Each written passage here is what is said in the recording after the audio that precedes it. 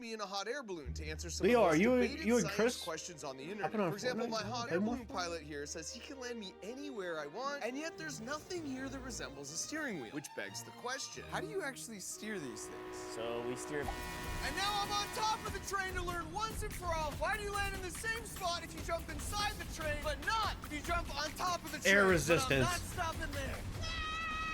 Because today we're going to investigate 5 more physics and engineering puzzles using simple demonstrations as we go. Because I'll our play. goal by the end of this video is not Why for did- you I don't to know, I was just the right asking. answers, but Seen you more guys put it in importantly, there. for you to understand Just why chilling. they're the right answers. To kick things I won't off, play. I've got a science riddle for you that Okay. most people get Fair wrong. enough. What is the first man-made object to break the sound barrier? In other words, an object that travels more than 767 miles per hour through the air, exceeding the speed of sound, thereby creating a super First loud man-made sonic thing? boom. So what do you think? Most people I ask say either a bullet or a rocket or even a jet plane. But this tech goes way back, like 5,000 years way back. Because the first man-made slingshot. object to break the speed of sound A whip. is a whip. The sound you just heard was literally I need a Valorant to sonic do boom. an Adventure Time collab. Which means at the peak of its motion, the tip of I mean, the I whip am on is the moving PC. faster than 767 miles per hour. Damn, you know that Okay, tier's so if hard you to got break that right, on the time one for a side, on bonus the question. tip. What's almost surely the first time you yourself heard a sonic boom? Here's Plane. your clue. It's a near statistical certainty Oh. that everyone has the same answer for this going back Thunder. millions of years. That's right, thunder. Basically, the lightning And you said superheats the lightning, air chat. 5 times hotter than the surface of the sun, and this causes the air to expand so rapidly it breaks the sound barrier once again. Got another creating a video sonic from someone. We gotta And put if that juicy together. nugget of Jeez. knowledge just makes your brain You're just feel over there really beating your good. head on the desk. You're like, stop. Make that sound cooler in post. Yeah. Buckle up, because we've got 6 more to go, including all in the at wrist. Number 2. Have you ever noticed when grabbing drinks from a cooler that even though they have the same amount of liquid inside, regular Coke sinks, yet Diet Coke floats? Now, why would that be? Well, our first clue is that we know less than Who knew that? Who knew that right now? Who knew that right now? Be honest. Nobody. Nobody fucking knew that. Who puts their fucking Pepsis in objects there? like this cork float, and more dense objects like this bolt sink. However, that's not only true about different objects, it's true about different liquids too. Like for salad dressing, how the less dense oil floats on the more dense vinegar. And sure enough, when we compare the respective labels, you'll notice one glaring difference. The regular 39 Coke grams has of more sugar. than 3 tablespoons of real sugar, which makes this can more dense than the Diet Coke, which just has artificial sweetener. That means this one's just a little less dense than water, causing it to float, while this one's just a little more dense than water, causing it to sink. But we can take this to the next Oh, level. Pepsi. Here I have a wall that I filled with 8 different That's household not even liquids, from Pepsi. honey, Wait, dish what? soap to baby oil. It's not and even they Pepsi. naturally stack themselves with increasing density as you go down. So if we dump, Same let's difference. say, a bunch of golf balls in, Come they'll on now, if sink you wanna like play a Val or Coke can through something. all the layers until Holy they hit a layer shit. that's more dense than they are, at which point the golf balls stop falling and come to rest on top of that layer. Are you kidding me? Which means you can have a different item I wanna come to play rest Val. on every layer. I want to play Val. Whoa. As long as you spend way more time than you care to admit. Cool. Stacking them. More items than you care to admit. This one's a dice roll. But in the end, it's not hard to rationalize the wasted time when it looks this cool. By the way, you can make a simple version That of is this yourself sick. at home by filling a drinking glass with Nah, baby that's- oil and you colored know. water, and then plopping in a Lego guy to ride the ocean wave. So this obviously works with household liquids, but what if the liquid was metal, like this? Because this bowl has 24 pounds of mercury. It's hard to even submerge my hand in here. Which means if I take an actual cast iron anvil, it should float like a Diet Coke. Let's test it out. That's cool though. Look at that. I mean, I understand the science behind this, but it's still. Can you imagine trying to breaks put your brain. fist in This something? Is actual cast iron. It's heavy, and yet when you put it in mercury, it bobs like a cork. Let's go bobbing for anvils. For number 3, a while back I read about a famous mathematician for the 1600s who noticed that when he would hang up multiple pendulum clocks in his house, they'd eventually sync up their swings, and then they'd just stay that way. So he wondered, just like I did when I first read this, how are these purely mechanical clocks that weren't touching somehow communicating with each other, and after a period of time, agreeing to swing in perfect unison. And since the unofficial motto of Crunch Labs is think like an engineer, I decided to create an experiment to test this for myself. So we got 4 clocks and put them on the wall, and after 4 days,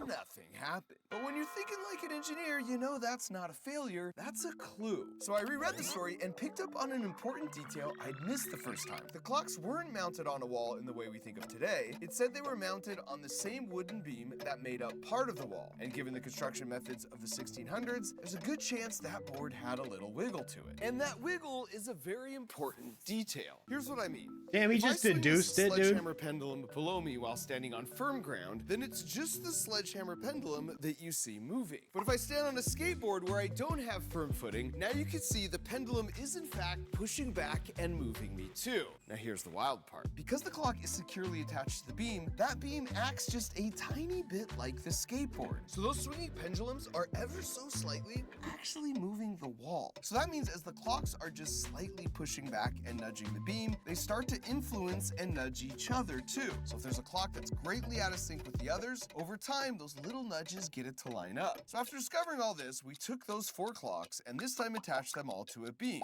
which was attached to the wall with a little bit of wiggle built in. And this time after 4 days, nothing happened, which once again was a clue. Okay, I thought it was gonna fucking As it happen. turns out, for this to actually work with pendulum clocks, you need a very precise ratio Oh my of God. clock to pendulum. What he said, I was mass, hopping like on this Fortnite. setup Me, here. Chris, and So Mike while on I couldn't get my Fortsky. hands on By the perfect way, pendulum clock, here's got that another way to observe the same tomorrow fly, phenomenon but I with don't know what 140 Pokemon. pendulums all sitting Oh, on a damn. board. Oh, we got the TM that for can fly. freely wiggle back and forth. All right, let's give it a No, shot. Little help here. Crib, flies or that's an HM. HMs you can use over and over again. This is But truly you one can't of the ever coolest delete them things if you I've want to ever delete seen. them. It's like a bunch of stormtroopers. It is. Look at the little faces. And just to give you a sense of how quickly they sync up, here's an uninterrupted take so you can see for yourself as the chaos turns to order in less than a minute. In less than a minute. Oh, sped up. So as you can see, even though we started them totally random, in less than a minute, those nudges do in fact influence each other till they're all swinging together, just like the clocks 400 Crazy years world ago we're living the in, huh? mathematician's house. Coming in at number 4, have you ever noticed every time you see a full moon, it always looks the same? In other words, it's the same side, even in pictures. Well, what about the other side? Well, it turns out we don't see the other side because the moon is rotating perfectly in sync with its orbit around the Earth. So we only ever see the googly eyes. But that's wild. Like, what are the chances that those would sync up perfectly? Well, we call this tidal locking. While it seems unlikely, you see this with pretty much all the other planets and their moons in our solar system too. We've And never this simple seen it. demo will give us the right mental model. Now, if the moon was perfectly spherical, Oh, and I've seen this balanced, before it with would these spin wheels. like this, and one side Why'd you wouldn't stick it be on a more bigger wheel likely now? to line up with Earth than the other. But the moon's not perfectly spherical. Over time, that constant pull of Earth's gravity has caused it to be sort of slightly oblong, which we've sort of exaggerated a little bit here. But now you'll see, since the center of gravity of our moon doesn't exactly line up with the axis by which it rotates, like it was here, now, no matter how I spin it, it always happens to be that the heavy side of the moon always face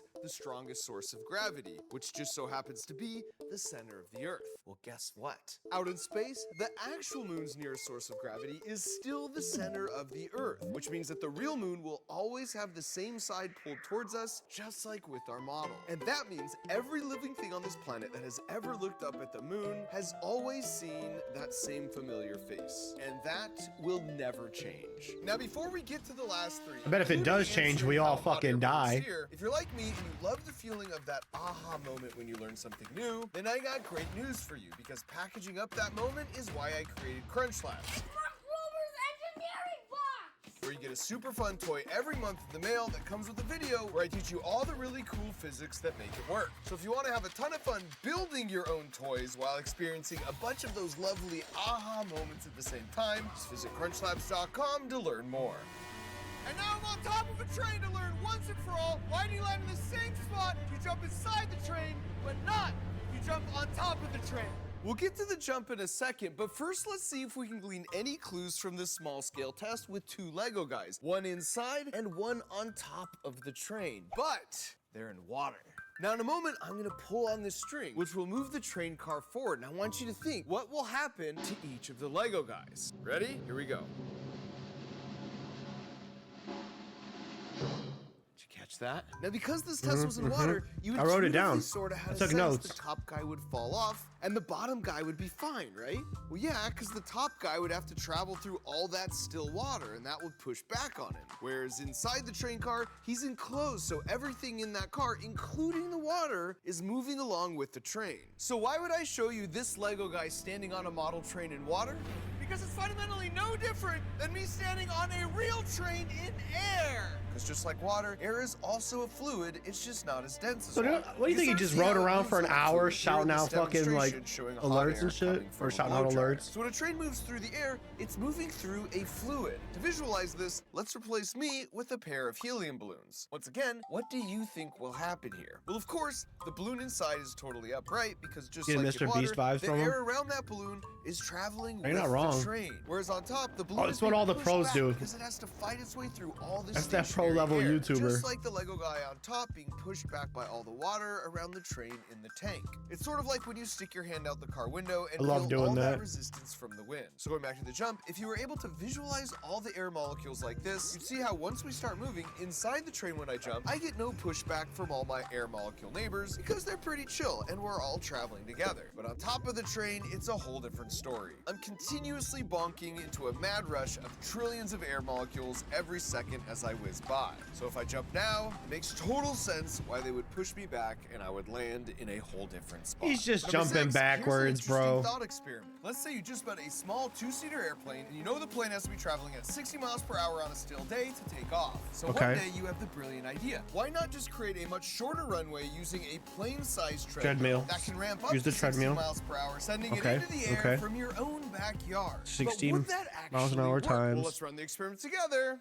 with a small scale model. Now, the way a plane typically takes off is it needs to reach a certain speed. I which, of just course, got then requires a I certain just length got of to figure runway. out So let's time see on what it is for drawing this a model cat animal airplane. of someone. Looks like it's 10 miles an hour. Just doing after an traveling audio 50 message feet. for Now, here Jilly. we've got our own version of our Says, I think I backyard got one treadmill audio runway that will message. ramp up to our 10 miles per hour takeoff speed. So let's see what happens. Well, at least keep Make it that your way, right? prediction now if you haven't already. Just As throw we the start audio treadmill, message on we're the gonna spin video. the propeller more and more to keep it in the same spot You hear me? so it stays in the camera frame. Okay, so we're at takeoff speed, and sadly, we're not taking off. And at this point, we were suspicious maybe we measured something wrong. So we cranked it up way more, and still nothing. So does that mean our backyard treadmill idea is a bust? Well, let's talk about what needs Yes, to happen for a Nodders. plane Yes, to take yes. off. Because planes need air flowing around their wings to create lift. Once again, it's sort of like sticking your hand out the car window. You don't feel any lift stopped at a red light, but the faster you go and the more air that flows by your hand, the more lift you feel. Which means no matter how fast our treadmill goes, there's still no air. They don't need a moving over treadmill. the wings. What they We're need is a stopped at red light. slingshot. And I think part of the confusion many people have with this experiment is they're I'm comparing gonna put an it image to of the a vehicle cat they know or a best, speech bubble, which is a who it car. is, Because talking, for a audio car, the message. ground is what gives you forward Mike, I'm gonna be motion, bad. I need you to but carry for me a on this. plane, it's the propeller I don't know if I'm hopping on gives you that or forward hopping on motion. Valorant, to be Here's honest a with thought you. experiment to demonstrate that. Imagine you have a car and a plane on the most slippery ice I did just ever spend money on the invented. skins. Because I'll the probably car's hop back on engine Fortnite, uses fuck the it. ground to get forward motion through the tires. No matter how fast you spin those tires, the car will not move an inch. The plane, however, is totally unaffected by the ice because the plane's wheels aren't powered at all. The forward motion for a plane comes from the propeller in the air, so it would take off with absolutely no problems. It wouldn't know the difference. So knowing that,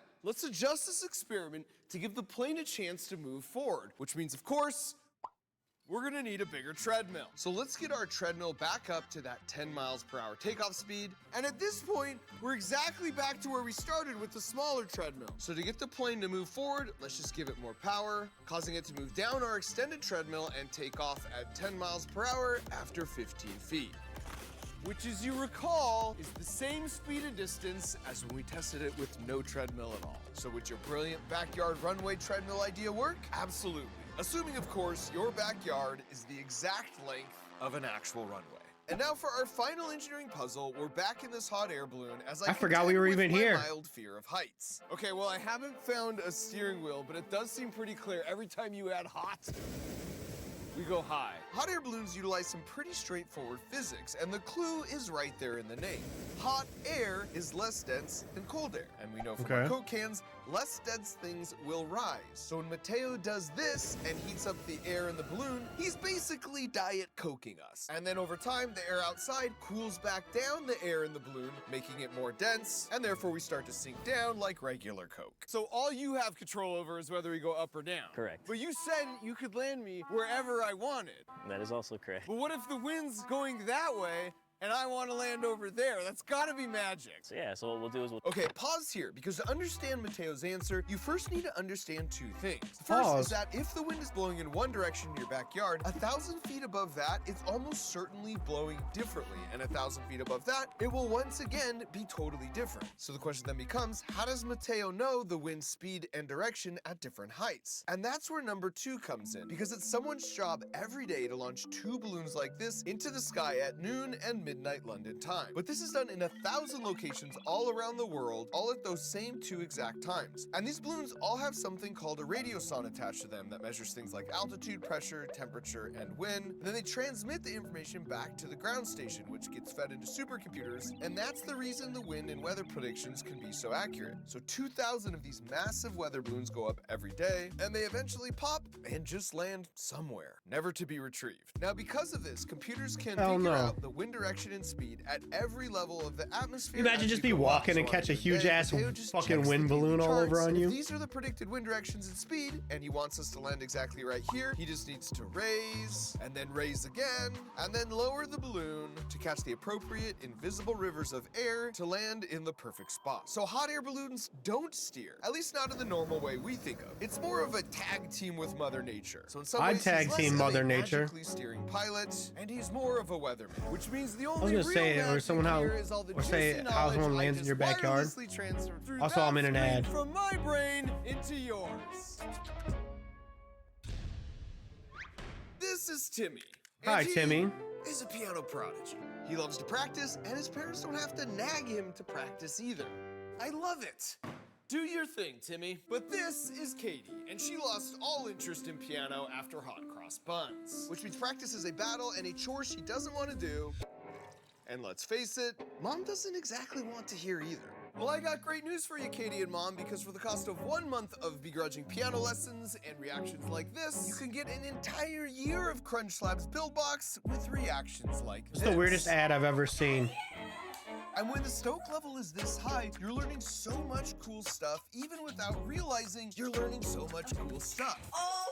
Because each month when the new toy arrives on your porch and then you put it together alongside me, you're learning all the cool engineering principles that make it work. And this secret sauce of hiding the vegetables. How much do Crunch is Labs the reason we've cost, shipped dude? millions of these boxes to converted parents around the world, saying this has totally unlocked a new level of resilience, curiosity, and passion in their kids. And there's even 2 options. You got Build Box, where I teach them the basics through building a super fun toy for kids up to 12 years old. And then there's Hack Pack, where we learn some coding with an awesome build-it-yourself robot for your teens, or heck, even for you. Half of these things get shipped to adults. So if you want to go from being the household nagger to the household legend, The household what? Mind discover a passion they didn't even know they had. Go to crunchlabs.com or use the link in the video description, where we're currently giving away either 1 or 2 boxes free as an early spring special. Thanks for watching.